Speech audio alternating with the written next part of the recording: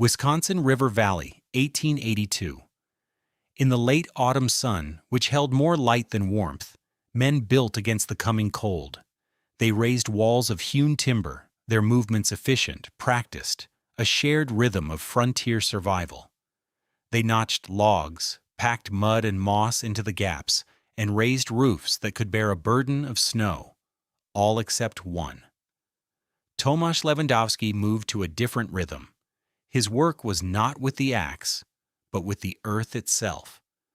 Down by the riverbank he spent weeks digging, his shovel slicing into the rich gray clay. He mixed it with sand and water in a shallow pit, working the slurry with his bare feet until it had the consistency of thick dough. Then he packed the dense mud into wooden molds, turning out row after row of uniform wet bricks that baked in the pale sun. The other settlers watched. They were not unkind men, but they were practical. They saw wasted time. "That's a month of firewood you could have been cutting, Tomasz," said Jedediah Smith, a farmer whose hands were permanently calloused from his axe handle. Tomasz just nodded, wiping sweat and clay from his brow. "Is wood for winter?" he said, his English still thick with the accent of his native Poland. Later, when he built a crude, temporary kiln and began firing his bricks, the smoke drawing a dark finger against the sky, the talk grew more pointed. Ira Calkins, the settlement's most respected builder, stopped by. He watched Tomasz stacking the finished bricks not outside, but inside his small, already built cabin. He was laying a second wall, a thick 10-inch shell of reddish-brown brick, against the interior of the log structure. Calkins shook his head, a look of genuine pity on his face. "Son, I don't know how you built things in the old country," he said, his voice patient, as if explaining to a child. "But here that's just foolish. You're losing a good 2 feet of living space. It'll take you a cord of oak just to heat the brick, let alone the room. That wall will suck the fire dry." Tomasz paused, setting a brick into its bed of clay mortar. He looked at the half-finished wall, then at the concerned face of the builder. "It will hold the fire," he said quietly, and returned to his work. The mockery was quiet at first, but it was there. They called it Lewandowski's Folly, the man building a brick oven to live inside, the Pole who thought he could teach the Wisconsin winter a new trick. What did this Polish brickmaker understand about the physics of thermal mass that generations of experienced, hardened frontiersmen had missed? The answer to that question would change how this entire valley survived the cold. It's a story about ingenuity, the quiet confidence of deep knowledge, and the simple, powerful truth of a warm wall in the dead of winter. If you stick with me, I promise you will learn the fundamental principle of thermal mass, a concept that modern eco-architects are rediscovering today. It's a lesson forged in clay and fire. So subscribe to this channel, and let's get into the science and the story of how one man's foolishness became the blueprint for survival. Let us know in the comments, what's the coldest temperature you've ever experienced? Tomasz Lewandowski was not a frontiersman. He was not a hunter, a trapper, or even a particularly good farmer. In the bustling, wooded landscape of Wisconsin, he was an anomaly. His hands, though strong, were not shaped by the axe, but by the fine grit of sand and clay. He was a brick maker, a trade he had learned from his father, who had learned it from his.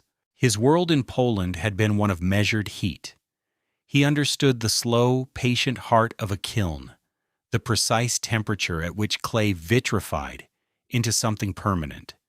He knew the difference between the quick, flashy heat of a pine fire and the deep, enduring warmth of a mass of superheated fire brick.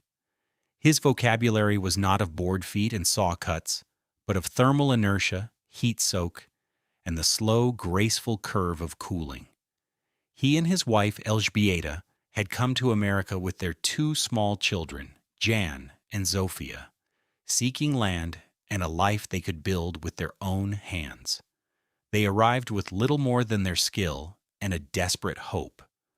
The land agent in Milwaukee sold them a plot in the Wisconsin River Valley, describing it in glowing terms of rich soil and abundant timber. He did not describe the winter. Their first one, in 1881, was a lesson in humility and terror. They lived in a hastily built log cabin, a standard structure identical to their neighbors. It was a sieve. The wind, a physical predator, found every microscopic gap in the chinking.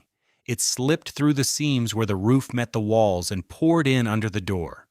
Elżbieta stuffed rags into the cracks, but it was like trying to dam a river with handkerchiefs. The cold was a constant, occupying presence in their home. The iron stove in the center of the room was a demanding tyrant. As long as it was fed a steady diet of oak, it produced a small circle of habitable space around it. Beyond that circle, the temperature dropped precipitously. Water froze in a bucket just 10 feet from the glowing stove. The floor was a permanent sheet of ice, never thawing, even at midday. They lived their lives in layers of wool, their breath pluming in the air inside their own home. The worst part was the night. Around midnight, the fire, no matter how high they banked it, would inevitably die down to embers. The heat vanished instantly. There was no reserve, no lingering warmth.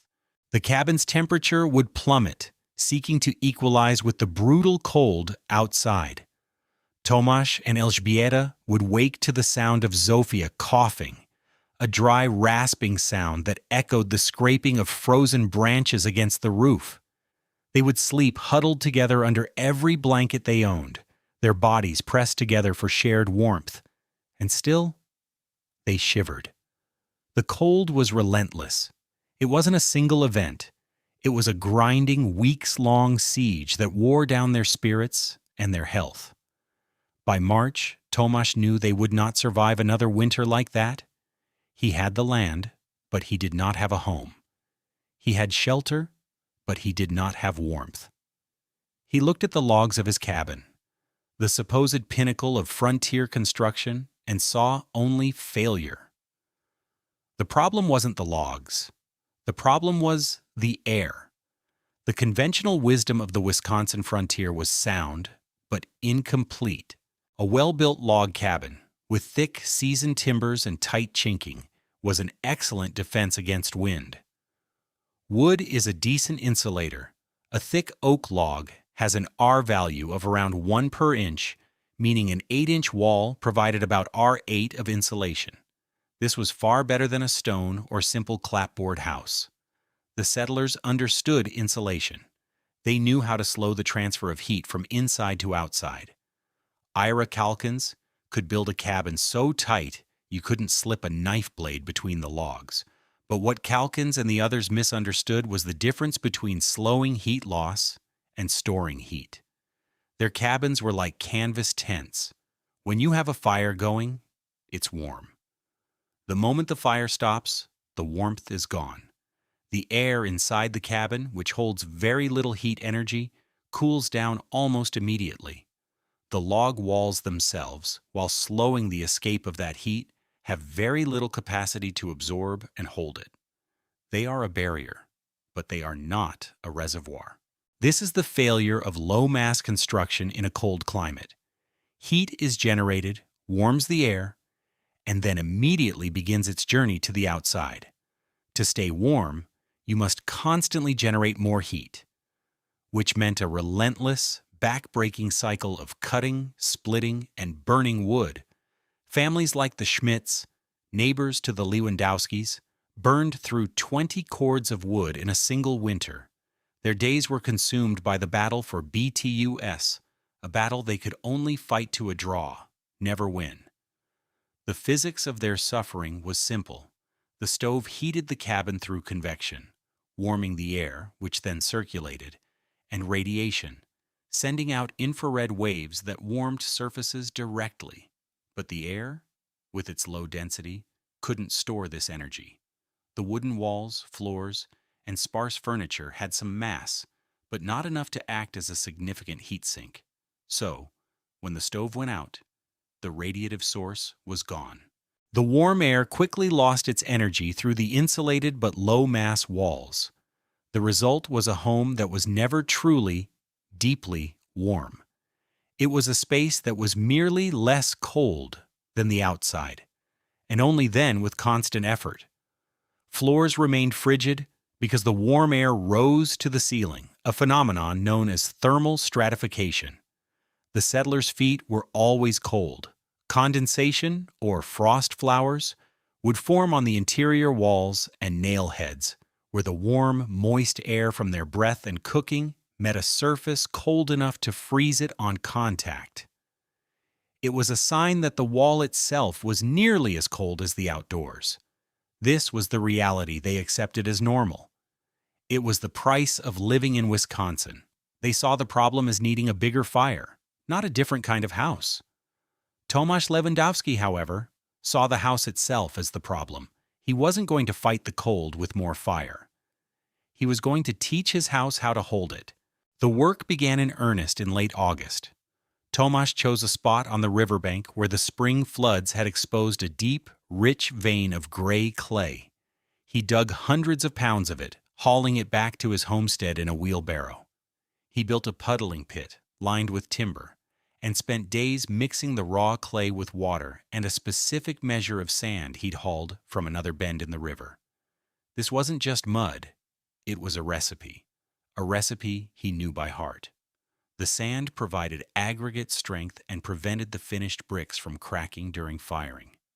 He trod the mixture for hours, the cool mud sucking at his ankles, until it was perfectly homogeneous. Next came the molding. He had built a dozen simple, bottomless wooden frames, the interior dimensions precisely measured. He'd slap a loaf of the prepared clay onto a sanding table, coat it in a fine layer of sand to prevent sticking, and with a practiced, forceful motion, press it into the mold. A quick scrape with a wire tool removed the excess, and then he'd deftly lift the mold, leaving behind a perfect, wet, gray rectangle on a drying board. Jan and Zofia, his children, watched in fascination. This was a magic they hadn't seen before, their father turning river mud into building blocks. He laid out thousands of these green bricks in long, neat rows under the sun.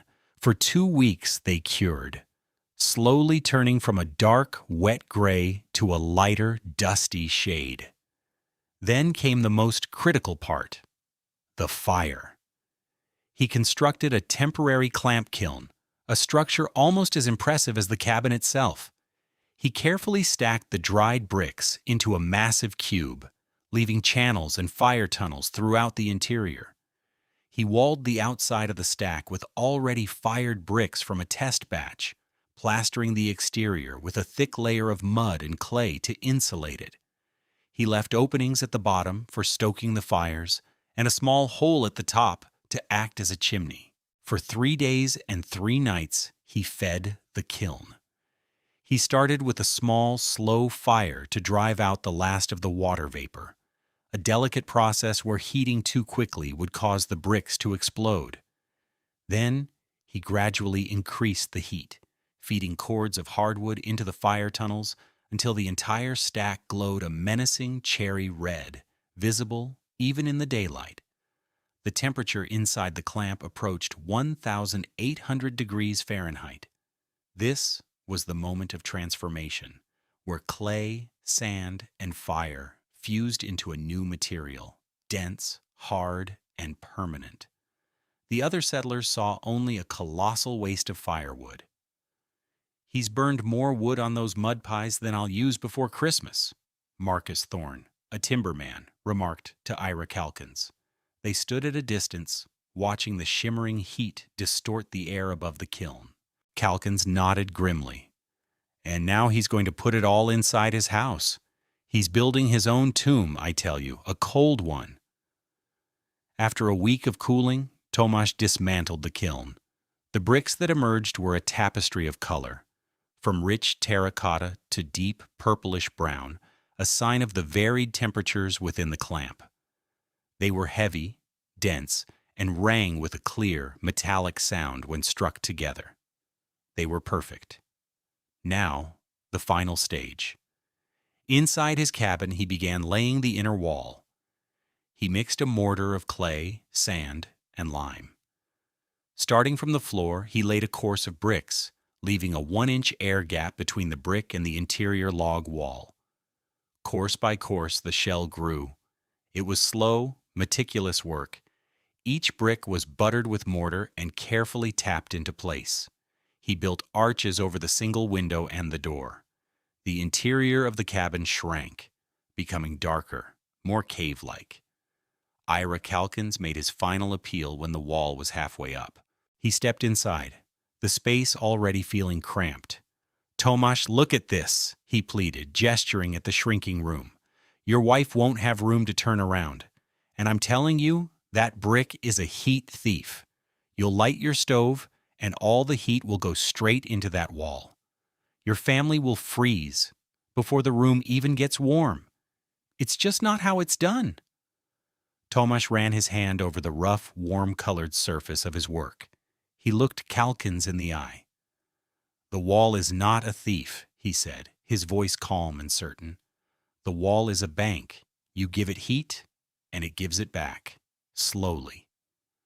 Calkins threw his hands up in exasperation and left, convinced the Polish family was doomed by the stubborn foolishness of its patriarch. To understand what Ira Calkins could not, you have to understand the difference between insulation and thermal mass.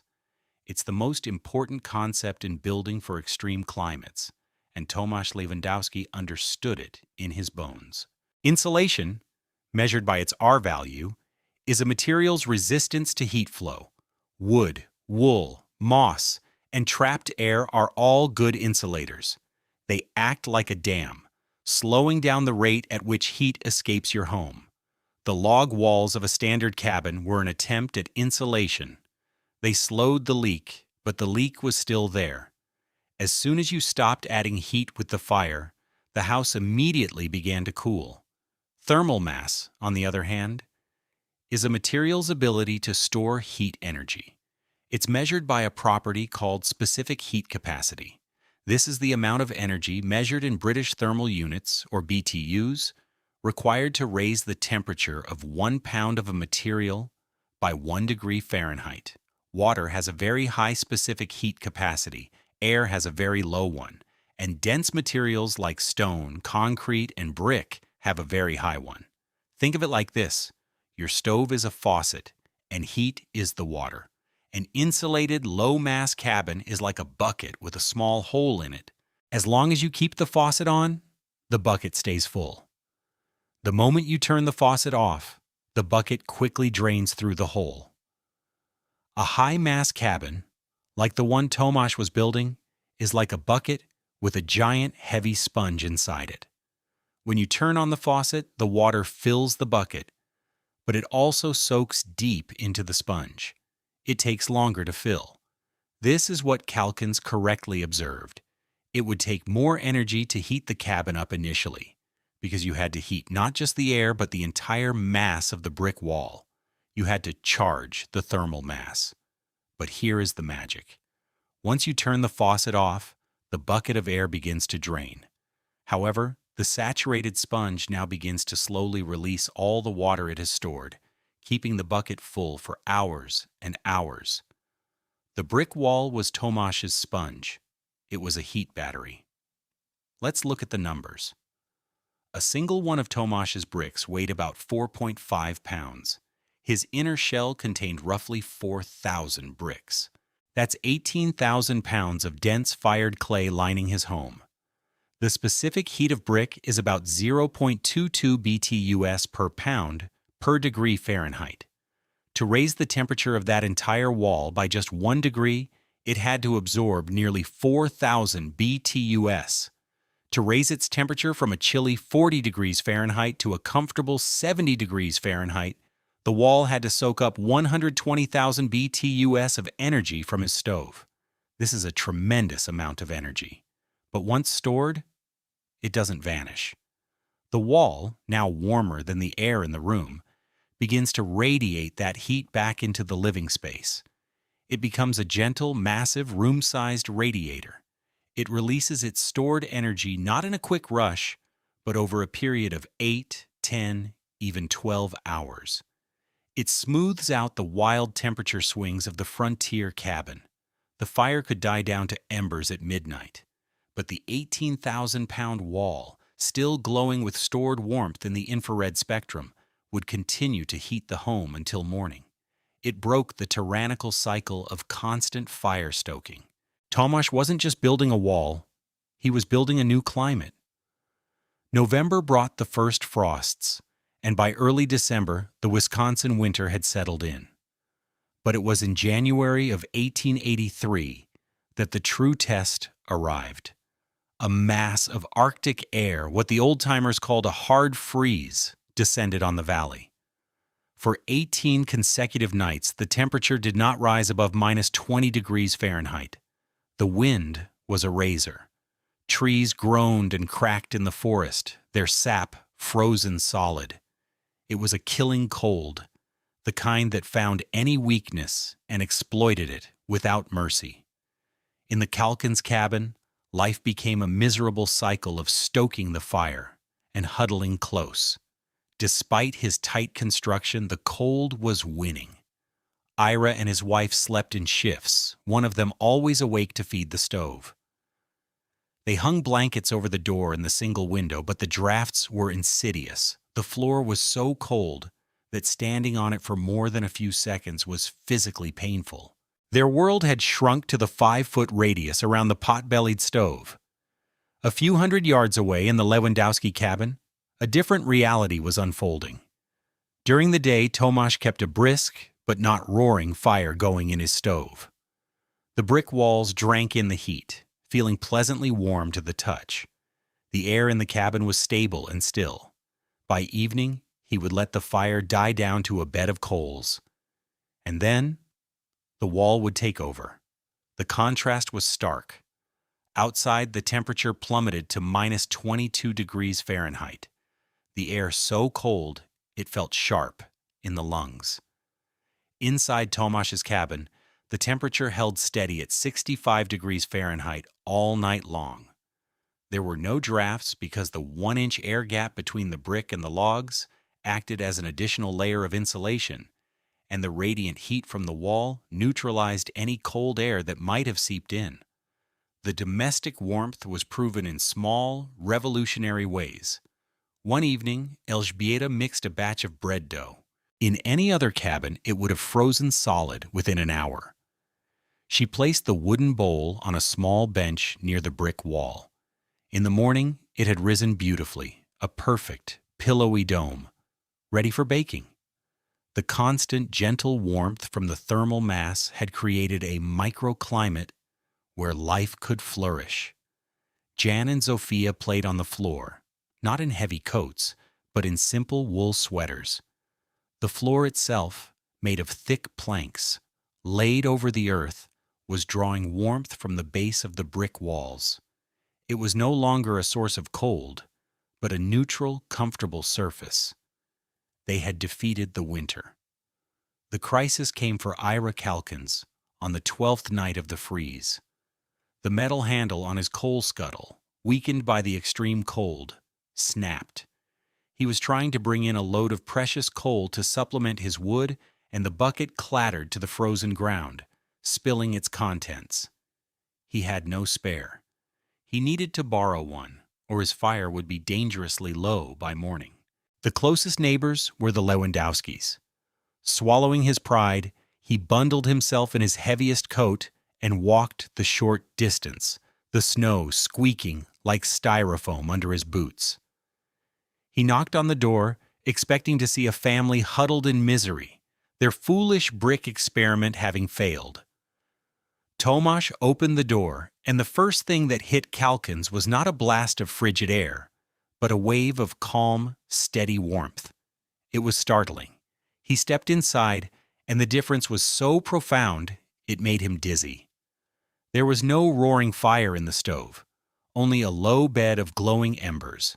Yet the air was warm, not hot and dry like by his own stove, but a deep, pervasive warmth that seemed to come from everywhere at once. My scuttle? It broke, Calkins stammered, feeling foolish. I wondered if I might borrow yours for the night. Of course, Tomasz said, gesturing for him to wait. While Tomasz went to fetch it, Calkins, out of sheer reflex, leaned his back against the wall to get out of the way. He braced for the familiar, shocking cold of an exterior wall in January. It never came. What he felt instead was impossible. A gentle, persistent heat radiated through his thick wool coat, warming his back, his kidneys, his very bones. He pressed his bare palm flat against the brick. It wasn't hot. It was just warm. A living warmth.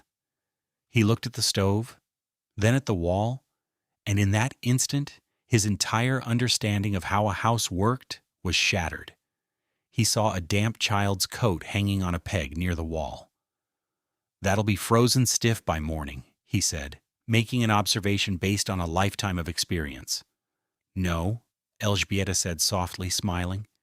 "It will be dry." When Calkins returned to the scuttle the next morning, the first thing he did was walk over to the small coat.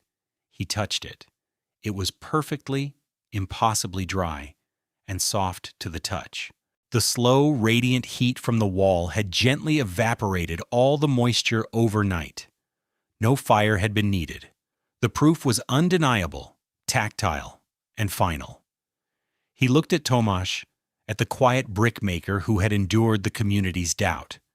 He looked at the wall, this strange, massive thing that had seemed so foolish. He finally understood. "You didn't build a wall, Tomasz," Ira Calkins said, his voice filled with a new kind of respect. "You built a hearth the size of a room." Ira Calkins was a proud man, but he was not a fool. When presented with irrefutable proof, he did not double down on his pride. He embraced the new truth with the zeal of a convert. He became the Lewandowski method's most vocal advocate. He told everyone who would listen. He described the warmth, the dry coat, the feeling of the wall itself breathing heat into the room long after the fire was gone. His reputation as a builder gave his words weight. The mockery turned to curiosity, then to genuine interest. That spring, a change took place in the valley. Instead of each man for himself, a new cooperation emerged. Led by Calkins and advised by Tomasz, the settlers organized. They chose a large communal clay pit by the river. They built a massive, efficient kiln, far superior to Tomasz's first temporary clamp. Families worked together, molding and stacking thousands of bricks. They fired them in huge, shared batches, the glow visible for miles. By the fall of 1883, more than a dozen cabins in the valley had been retrofitted with Lewandowski's inner heat-sink walls. The language of the valley changed. Men who had once spoken only of insulation and tight seams now talked of thermal mass and heat retention. They were learning a new way to think about shelter. The following winter was just as cold, but the suffering was gone. The demand for firewood across the settlement dropped by nearly 40%. The Polish wall had become the new standard of frontier construction. The simple, powerful idea pioneered by a quiet brickmaker had a reach far beyond the small Wisconsin valley. It was an early, intuitive application of principles that are now central to modern, sustainable building science. Tomasz Lewandowski's cabin was, in effect, a passive solar house, even without large windows. It stored energy from an intermittent source, the stove, and used it to maintain a stable temperature. Today, architects use the same principle. They design homes with high-mass materials like concrete floors, trombe walls, or brick features that are strategically placed to absorb heat from the sun during the day and release it slowly throughout the night. This reduces the reliance on active heating systems, saving energy and creating a more comfortable living environment. Tomasz, with his hands-on knowledge of how fired clay behaves, had stumbled upon a timeless architectural truth a century before it became fashionable. He wasn't following a blueprint. He was following the fundamental laws of physics. There is a simple, profound beauty in the theme that guided Tomasz Lewandowski's work, a theme born from his own life and trade. Clay that survives fire learns to hold it. The raw, wet clay from the riverbank was fragile. It could be washed away by rain or dissolved in water. But when subjected to the intense, transformative heat of the kiln, its very nature was altered. It became something permanent, something that could endure the elements, and most importantly, something that could absorb and hold the very energy that forged it. Tomasz himself was like that clay. Uprooted from his home, subjected to the brutal fire of that first Wisconsin winter, he did not break. He was transformed. The hardship burned away his reliance on old, inadequate methods and forged a new resolve. He used the memory of that terrible cold not as a source of fear, but as a catalyst for innovation. The knowledge he carried within him, the deep, old-world understanding of heat and mass, was the tool he used to build not just a warmer home, but a secure future for his family and his community. He learned to hold the warmth, both literally and figuratively, in a land that was determined to take it away. His legacy was not written in books, but in the warm, solid walls of the homes that stood against the winter for generations to come. Thank you for joining us for this story of frontier ingenuity. The practical wisdom of the past often holds the keys to the challenges of the present. If you found this story as inspiring as we did, please hit the like button and subscribe for more tales of forgotten innovators. And we'd love to hear your thoughts in the comments. What other old-world skills do you think were invaluable for survival on the frontier? Disclaimer: this video presents historically inspired reconstructions for educational and storytelling purposes. The characters, names, and specific events depicted are fictionalized for narrative effect. The building techniques and scientific principles discussed are based on real historical practices and physics. However, any modern application of these or similar techniques should be undertaken in accordance with current building codes, safety guidelines, and professional regulations. This content does not constitute professional, technical, or legal advice.